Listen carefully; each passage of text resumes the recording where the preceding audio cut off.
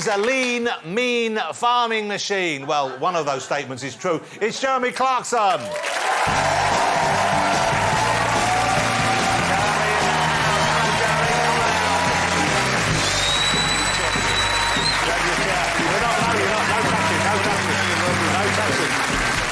Jeremy, how are you? It's good to see you. Very well, how are you? I'm very well, it's good to see you. I imagine, you being a man of a similar age to me, that you are a big Sting fan? Huge Sting fan. Have you met before? We did, in Moscow. Wow. At a bar. I was just sitting with a group of people and I turned around and he was just standing there and it's Golden Sting. And then it was. And you were all by yourself. I don't know why you were in a bar in Moscow all by yourself. Because he works part-time as an assassin. And someone taking a It's one of those bizarre ones, yeah. And are you a fan of Jeremy? Do you watch Jeremy shows? Yeah, no.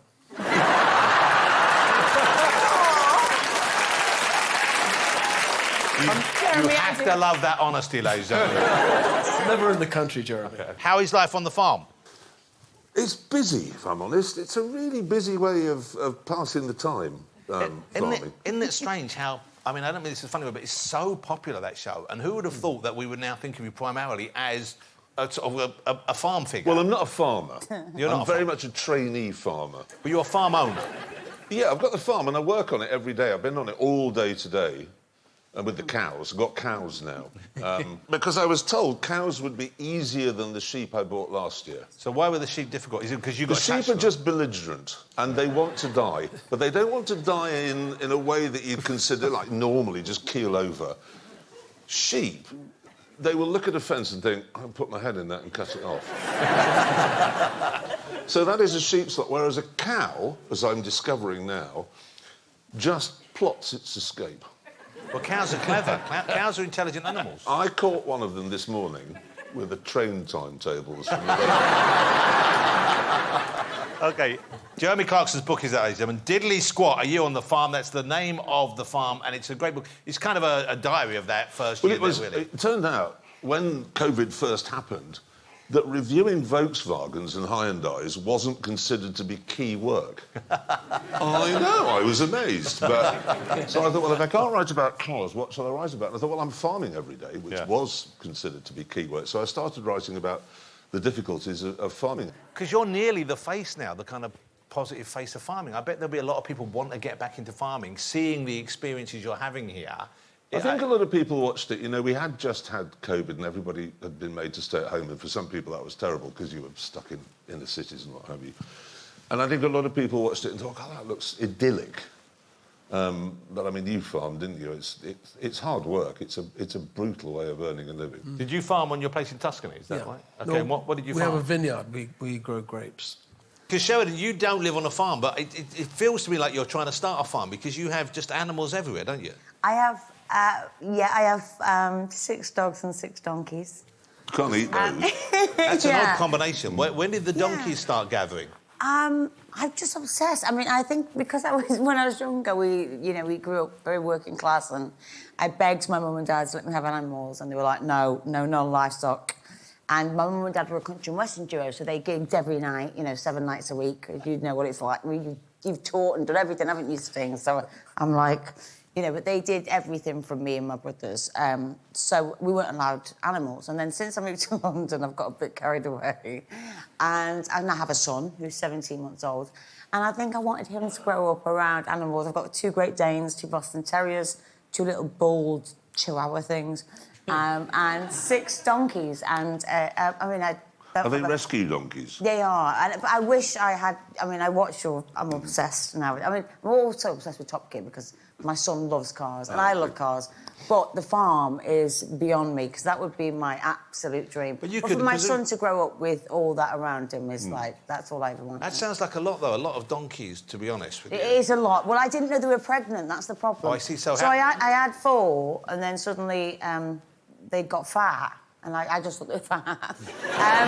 and actually then suddenly it was like, oh, God, there's legs coming out of one of them. And so you didn't even know? It was a real surprise? No, and I watched it, and it was stuck. Sorry, Jeremy, it's probably not the right thing to say.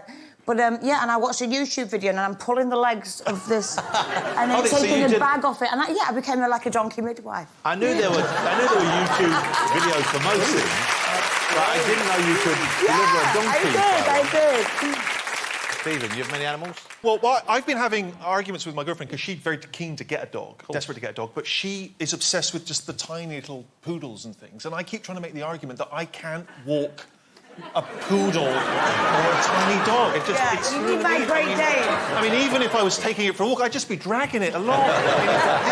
I need like an Alsatian or something, you know what I mean? Jeremy, am I right in thinking you had an accident on the farm recently? I've had many accidents. So the cows had got out, they'd knocked a fence over, and you can go and get something called a man killer, which is a great big fence knocker, and exhausting. And so I've got this thing called a telehandler. It's like a JCB thing, and I'll just use its front to push the post in. And I actually got Kaleb to go in it, and it got it halfway into the ground, and the fence was leaning on it, and it flicked back. How it didn't take my bloody leg off. Wow. I mean, I didn't walk properly for a week. So it caught you, though? Oh, this was a, quarter of a ton of fence posts. How is Kaleb? He's the real star of the show. How's Kaleb getting on? He's brilliant. You know, he's only 23, and he's only 23? He's only 23. He's entrepreneurial, is how I describe him. So we've got this farm shop now. We've had to mow a field near it so people can park there, and it's really a mud bath. It's like, Sam Mendes could make the 1917 in it. It's really bad. And Kaleb now goes up and charges people £15 to tow their cars out with his... Kaleb, you can't do that. They're our customers. Well, they're not my customers. Clarkson, Christmas for you? What will you be doing?